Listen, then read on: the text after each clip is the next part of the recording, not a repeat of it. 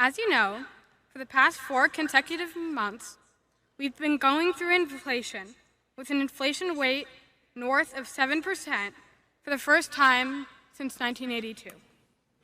You both have experienced this before, from 1970 to 1975, at a time where your portfolio took paper losses, and yet you made some of the best investment choices of your life.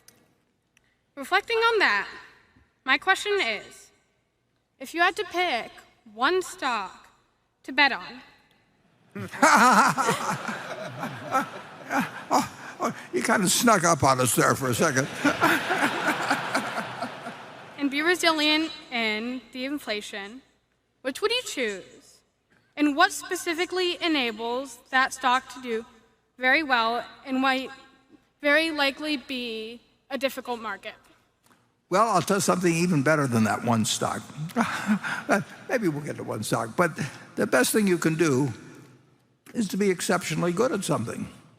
If you're the best doctor in town, if you're the best lawyer in town, if you're the best whatever it may be, no matter whether people are paying you with $1 zillion or paying you, they're going to give you some of what they produce in exchange for what you deliver. And if you've got it, and if you're the one they pick out to do any particular activity, sing or play baseball or be their lawyer, whatever it may be, whatever abilities you have can't be taken away from you. They can't actually be inflated away from you. Somebody else will give you some of the wheat they produce or the cotton or whatever it may be, and they will trade you for the skill you have. So the best investment by far is anything that develops yourself. And it's not taxed, so that's what I would do. I got some advice for you too. When you have your own retirement account and your friendly advisor suggests you put all the money into Bitcoin, just say no.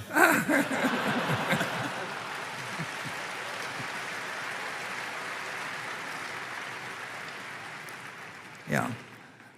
Nobody can take away from you the talent you have. I mean, and the truth is that the world will always be willing.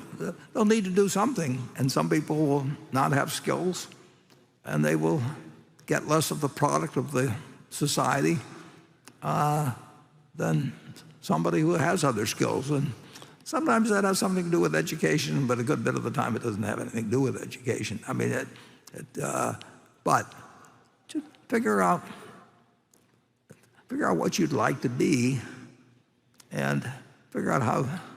And what you'd like to be is what you're going to likely be good at. And the world will always need somebody on that tube to tell us what's going on. So, study Becky Quick or somebody and figure out, what makes her good, and what you sort of naturally bring to the game. I mean, I could have.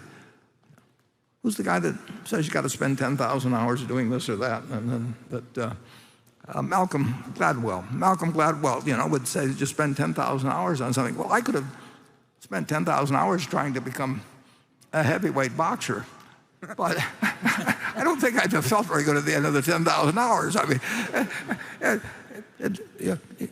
you stumble in to what you really like doing, what you're good at, what is useful to society, and then it doesn't make any difference whether the dollar bill, is now worth, in terms of the purchasing power, a cent or a half a cent or a hundredth of a cent.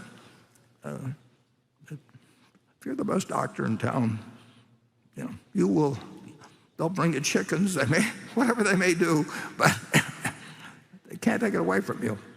And my guess is that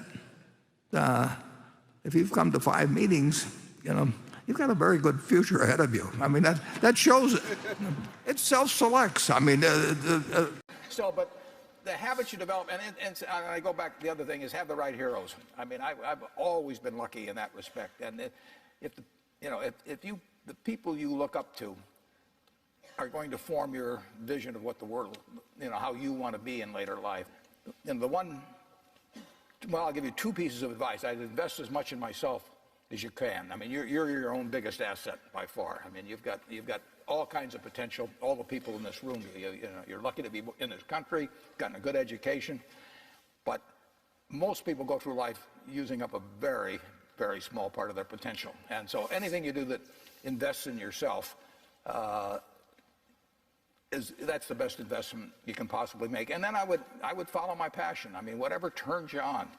I was lucky. I found something early that turned me on. But you don't want to take a job just for the money.